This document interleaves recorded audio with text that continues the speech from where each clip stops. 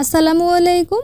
বাজারের কেনা রেডিমিক্স হালিম দিয়ে কিভাবে নামি দামি রেস্টুরেন্টের মতো মজাদার ফ্লেভারে ভরপুর হালিম বানাবেন সেই রেসিপিটাই আজকে শেয়ার করব। পারফেক্ট হালিম রান্নার জন্য পুরো ভিডিও জুড়ে অনেক দরকারি টিপস শেয়ার করেছি, যেগুলো অনেকেরই অজানা। এভাবে বানালে খেয়ে কেউ বুঝতেই পারবে না যে এই হালিম আপনি ঘরে বানিয়েছেন। আমি আজকে 200 গ্রামের 1 প্যাকেট হালিম মিক্স নিয়েছি। আর হালিম মিক্সের ভিতরে 2টা প্যাকেট থাকে। যেই প্যাকেটটা বড় সেটাতে এরকম চাল, ডাল এবং অন্যান্য শস্যদানার মিশ্রণ পাবেন। তো এখন এতে 2 কাপ ফুটন্ত গরম পানি দিয়ে এই শস্যদানাগুলো ভিজিয়ে রাখতে হবে। আমি অল্প অল্প করে পানি দিয়ে ভালোভাবে মিশিয়ে নিয়েছি, কারণ একেবারে বেশি পানি শুরুতেই দিয়ে মিশাতে গেলে দলা বেঁধে যাবে। প্যাকেটের গায়ে লেখা থাকে 15 মিনিট ভিজিয়ে রাখতে হবে, তবে আমার কাছে মনে হয় বেশি সময় ভিজিয়ে রাখলে ডালগুলো দ্রুত রান্না করা হয়ে যায়। তাই আমি এভাবেই ঢেকে হালিমের জন্য বাকি কাজগুলো সেরে নিব। তো এখানে দেখতে পাচ্ছেন ছোট প্যাকেটের মশলাটুকু আমি ঢেলে নিচ্ছি। হালিম মিক্সের 2টা প্যাকেটের একটাতে এরকম মশলা পেয়ে যাবেন। এবারে হাঁড়িতে দিয়ে দিচ্ছি 1 কাপ রেগুলার রান্নার তেল। তারপরেতে 1 কাপ দিয়ে দিলাম পেঁয়াজ কুচি। এবার মাঝারি আঁচে ঘন ঘন নেড়ে এগুলো বেরেস্তা করে নিব।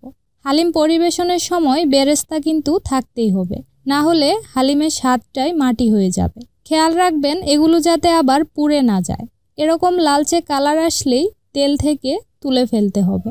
তো এবারে এই তেলের মধ্যেই আবারও দিয়ে দিচ্ছি 1 কাপ পরিমাণ পেঁয়াজ কুচি।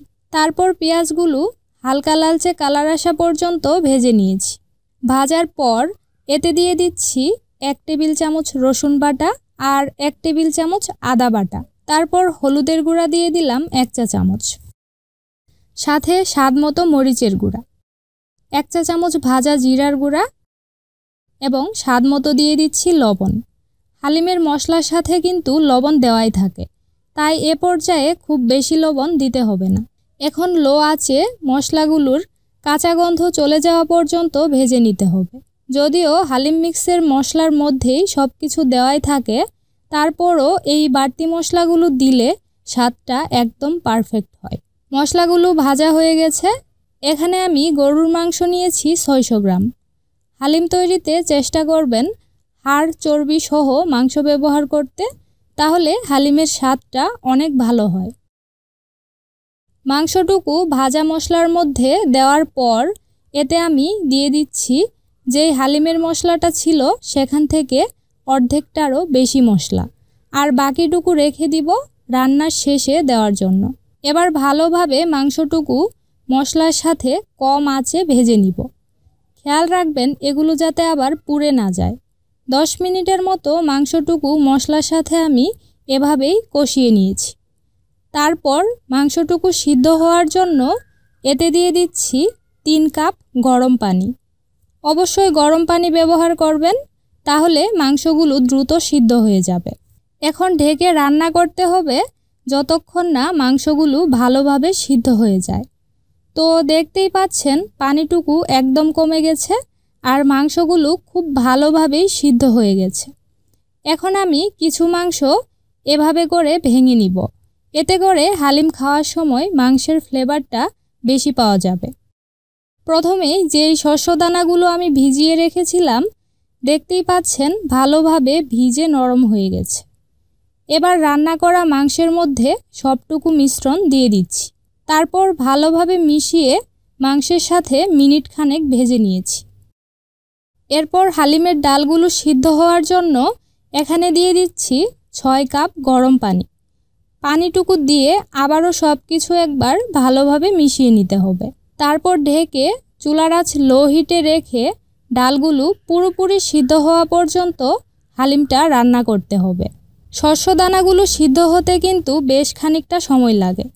রান্নার ফাঁকে মাঝে মধ্যে নেড়ে দিতে হবে, তা না হলে চাল ডালের এই মিশ্রণটা পাতিলের তলায় লেগে যাবে। তো দেখতেই পাচ্ছেন হালিম রান্না প্রায় হয়ে গেছে। চামচে তুলে এইভাবে আঙুল দিয়ে কিছু শস্যদানা চেক করে নেবেন পুরোপুরি সিদ্ধ হয়েছে কিনা। তো আমার হালিম রান্না হয়ে গেছে। সিদ্ধ হতে প্রায় ঘন্টাখানেক সময় লেগেছিল। এ পর্যায়ে হালিম দেখতে কিছুটা পাতলা মনে হলেও ঠান্ডা হলে কিন্তু অনেকটাই ঘন হয়ে যাবে, তাই সে অনুযায়ী হালিমটা নামিয়ে নেবেন। আচ্ছা, রান্নার শেষ পর্যায়ে আমি অন্য একটা প্যানে দিয়ে দিচ্ছি 3 টেবিল চামচের মতো রান্নার রেগুলার তেল। তারপর তেলটুকু গরম হলে এতে 1 চা চামচ দিয়ে দিচ্ছি লাল মরিচের গুঁড়া। এবার দিয়ে দিচ্ছি হালিমের বাকি মশলাটুকু। তারপর সবশেষ 1/2 চা চামচ দিয়ে দিচ্ছি মেথি গুঁড়া। মেথি গুঁড়া থাকলে দিবেন, তাহলে ঘ্রাণটা একদম বাইরের হালিমের মতোই হবে। এখন মশলা থেকে সুন্দর ঘ্রাণ বের হওয়া পর্যন্ত লো আঁচে নেড়ে ভেজে নিতে হবে। তারপর হালিমের মধ্যে দিয়ে দিচ্ছি। এই মশলাটা এভাবে ভেজে দেওয়ার কারণে হালিমের স্বাদ এবং ঘ্রাণ দুটোই দারুণ হয়। এবার মশলাটুকুর সাথে ভালোভাবে হালিমটা মিশিয়ে কিছুক্ষণের জন্য ঢেকে রেখে দিব, যাতে করে মশলার ফ্লেভারটুকু ভালোভাবে হালিমে ঢুকে যায়। কিছুক্ষণ পর ঢাকনাটা খুলে নিচ্ছি।